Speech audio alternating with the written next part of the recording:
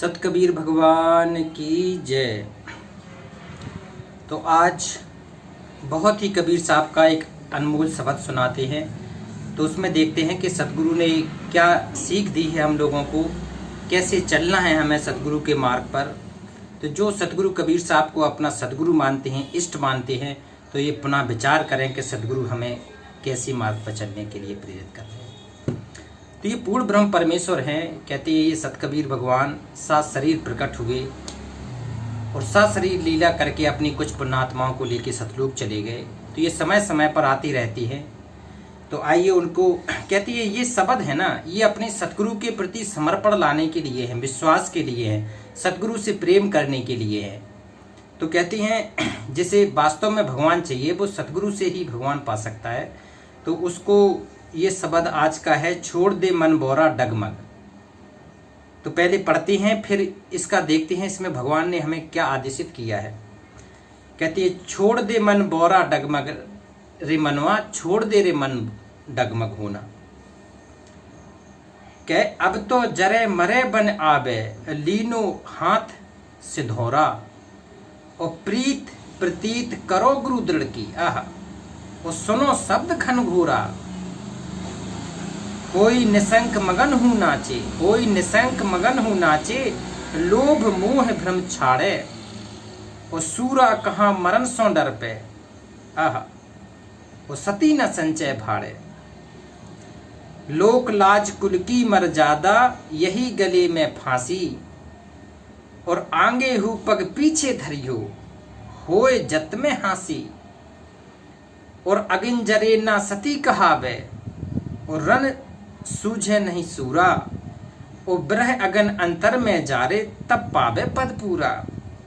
यह संसार सगल जग मैला, नाम गहे तही सूचा, और कहे कबीर भक्ति मत छोड़ो, गिरत परत चढ़ ऊंचा। तो इसमें कबीर साहब कह रहे हैं कि हे मेरी प्यारी आत्माओं, आपको भक्ति नहीं छोड़ना है, कुछ भी हो जाए। कहते हैं सर्वस्व नाश होता भी दिख जाए, लेकिन भक्ति नहीं छोड़ना है। तो कहती है, छोड़ दे रे मन बोरा डगमग, छोड़ दे रे मन बोरा। तो कबीर साहब कह रहे थे, अब मन को डगमग करना छोड़ दे, इसको अपने सतगुरु भगवान के चरणों में समर्पित कर दे। ये सतगुरु भगवान तुझे पार करके सतलोक ले जाएंगे। अब तो जरे मरे बन आबे, अब तो कुछ भी हो जाए, जरे मरे मतलब कोई भी कुछ भी हो जाए, लेकिन ये भक्ति अब आगे ही बढ़ाना है।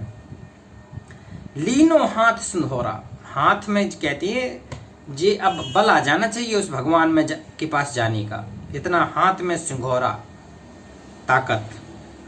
वो कहती हैं, प्रीत प्रतीत करो गुरु दृढ़ की। किससे करना है प्रीत? अपने सच्चे सदगुरु से। सच्चे सदगुरु से प्रेम करना है। अब बिना प्रेम पावे नहीं। वो भगवान चाहे करोड़ समाधि लगा ले, बिना भगवान वो प्रेम के पा ही नहीं सकते। तो कहती है, प्रीत प्रतीत करो गुरु दृढ़ की, सुनो शब्द घनघोरा। घनघोर का अर्थ है दृढ़ से सुनना, उस पूर्ण परमात्मा के शब्दों को, ये शब्दों को दृढ़ से सुनना। कहती हैं अपने सच्चे सतगुरु के सत्संग प्रवचन बिल्कुल मग्न हो के सुनना कि सतगुरु हमें क्या आदेशित कर रहे हैं। होई निशंक मगन हूं नाचे, निशंक हो के मतलब किसी प्रकार का संकोच नहीं है। कहती हैं जब आत्मा प्रेम में होती है ना, तो मग्न होके नाचती है, उसे पता ही नहीं रहता है कि क्या है, अपने इष्ट के प्रति समर्पण होके नाचती है वो आत्मा। तो कहती हैं, होई निशंक मगन हूं नाचे, लोभ मोह भ्रम छाड़े। कहते लोभ को, मोह को और भ्रम को छोड़ दे, कोई तेरा अपना नहीं है इस लोक में। तो लोभ भ्रम मोह सब छोड़ दे, ये पीछों की रोक है। सतगुरु ने कहा ये छोड़ दे पिछल्लों की रीत, ये पिछल्लों की रीत छोड़ना है। कहते हैं सूरा कहाँ मरण को डर पे। जो शूरवीर होते ना, जो सूरा होते हैं, वो मरने को नहीं डरते। छत्री कहते हैं असली छत्री होता है जो बिल्कुल रण में सीने से आगे दिखता है, कभी पीठ दिखा के नहीं भागता है। तो कहते हैं सूरा कहाँ मरण सो डर पे, सती न संचय भाड़े। सती जो होती ना, वो भी मरने से नहीं डरती है। वो अपने पति से इतनी प्यार करती है कि वो पति के बिना रह नहीं सकती है, तो जल के मर जाती थी। पहले होती थी सती। लोक लाज कुल की मर्यादा यही गले की फांसी। देखो कह रहे हैं कि लोग, अब तुलसीदास ने कहा है लोक लाज मर्याद जगत की, और तृण जो तोड़ भगाए जब कोई राम भगत गति पाए। तो सबसे पहले तो लोक लाज ही छोड़ना पड़ेगा। कहते हैं कुल करणी के कारण ये जग रहा बिलोए, और जब कुल का कर लेगा तब तू 4 पांव का होए। कबीर साहब कह रहे हैं जब तू 4 पांव पे खड़े हो जाएगा फिर ये तेरा कुल क्या कर लेगा। तो इस शब्द में कहा गया कि लोक लाज कुल की मर्यादा यही गले की फांसी। ये गले की फांसी है, आपको ऊपर साधना नहीं करने देगी, आपको सतलोक नहीं जाने देगी अपने परमात्मा के पास। तो ये आज 12 पंथ हैं कबीर के, सतगुरु को भगवान मानते हैं, तो उन्हें विचार करना चाहिए कि ये क्या है इन शब्दों की गहराई। कहते आगू हैं पग पीछे धरियो होए जत में हांसी। अगर जो आगे बढ़ने वाले भक्ति पे आगे बढ़ने वाले अगर पीछे अपना मार्ग खींच लेंगे, भक्ति में अपने हाथ खींच लेंगे, तो उसकी जगत में हंसी होएगी। सतगुरु कहते हैं उसकी जगत में होगी हंसी। और आगे जरे न सती कहावे, कहते अग्नि, अगर कोई अगर सती भी होना चाहती है, अपने प्रीतम को साथ में जाना चाहती है, और अग्नि जरे बिना सती नहीं हो सकती, तो वो कहती है सर्वस्व लुटा के सती होती थी, अपने पति को सर्वस्व समर्पण करके सती होती थी। तो कहती है अग्नि जरे ना सती कहावे रण जूझे नहीं सूरा, और रण क्षेत्र में बिना लड़े कोई सूरवीर नहीं हो सकता है। रण में तलवार की नोक की धार पर जब आमने सामने शत्रु की लड़ाई होती है, तब सूरवीर पता चलता है कि सूरवीर कौन है। कहती है सूरवीर सो जानियो जब रण बाजे तलवार, रण में जब तलवार बाजती है तभी समझ लेना कि ये है सूरवीर।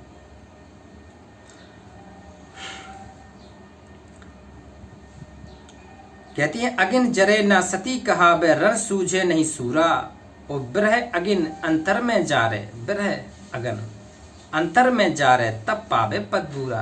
कहती है ब्रह होना ही चाहिए अपने सतगुरु के प्रति, इसमें प्रियतम की प्रति प्रेम को दर्शाया गया है, लेकिन एक भगत के लिए, एक शिष्य के लिए, साधक के लिए अपने गुरु से ही वो सच्चा प्रेम होना चाहिए।